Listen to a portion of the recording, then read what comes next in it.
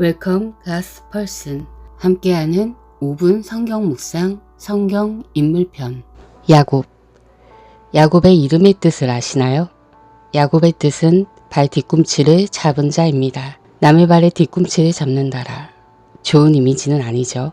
누군가의 뒤를 쫓는다는 것은 겸손과 자족을 강조하는 우리에겐 조금 낯선 이미지가 분명합니다. 야곱은 왜 부정적인 이름을 얻었을까요? 먼저 야곱은 이삭의 아들입니다.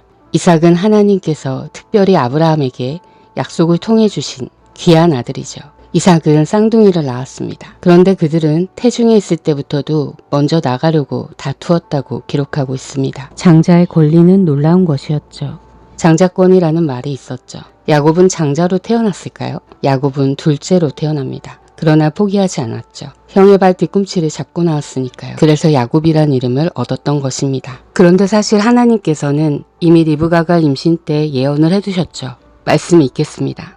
창세기 25장 23절입니다. 여호와께서 그에게 이르시되 두 국민이 내 태중에 있구나. 두 민족이 내 복중에서부터 나누이리라. 이 족속이 저 족속보다 강하겠고 큰 자가 어린 자를 섬기리라 하셨더라. 큰 자가 어린 자를 섬기리라. 다른 번역으로는 형이 동생을 섬길 것이다. 이에 리브가는 둘째 야곱을 지지했고 그를 도왔습니다. 문제는 다소 속임수를 썼다는 거죠. 에서를 꼬셔서 장자권을 잡고 아버지 이삭을 속여서 예서인 척해 장자가 받을 축복도 받아버리죠. 그래서일까요? 야곱의 삶은 힘들어집니다. 에서의 보복이 두려워 외삼촌 집으로 가게 된 것이죠. 라반도 참 그렇습니다. 야곱을 속이면서 20년을 부려먹었죠. 하지만 하나님의 도움으로 야곱은 다시 고향 집으로 돌아가게 됩니다. 그러나 여전히 형이 두려웠죠. 형이 군대를 끌고 다가오고 있었으니까요. 바로 그때 아이러니하게도 가장 두렵고 위기의 순간 야곱은 새 이름을 얻게 됩니다. 놀랍게도 하나님으로부터요. 그 이름은 이스라엘입니다. 하나님이 선택한 국가, 이스라엘의 이름이 여기에서부터 온 것이죠. 그렇다면 이스라엘의 뜻은 무엇일까요? 하나님과 겨루어 이긴 자입니다.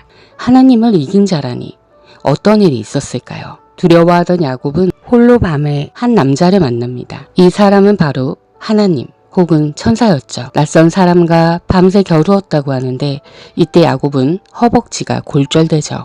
그런데 끈질기게 남자를 놓아주지 않습니다. 그리고 말합니다.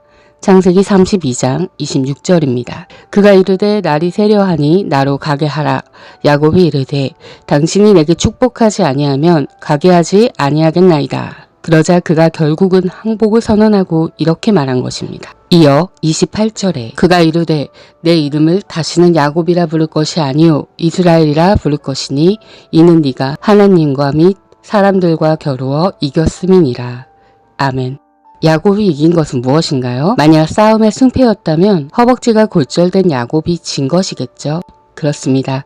야곱은 태어나서부터 끝까지 하나님의 축복을 구했고 그것을 인정받은 것입니다. 야곱의 12아들은 이제 이스라엘이란 나라의 근간이 되는 12조상이 되죠. 결국은 하나님으로부터 축복을 얻어낸 것입니다. 그리고 부끄러운 이름 야곱이 아니라 그 영광스러운 이름 이스라엘로 인정받았던 것입니다. 하지만 기억해야 합니다. 좋은 동기를 위해 나쁜 방법을 써도 되는 걸까요? 야곱이 얼마나 고생하며 그 대가를 치렀는지를 떠올려 보세요.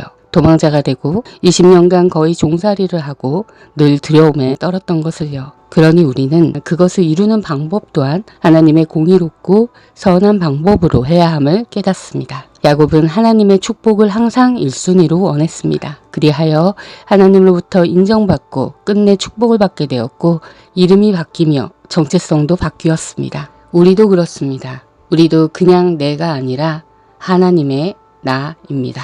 기도하겠습니다. 하나님 아버지, 하나님의 놀라운 축복의 가치를 알았던 야곱처럼 우리도 하나님이 가장 중요함을 깨닫게 하소서. 예수님의 이름으로 기도드립니다. 아멘. 오늘 나눈 묵상은 하나님의 사람 야곱이었습니다. 함께하는 5분 성경 묵상을 마치겠습니다. 샬롬.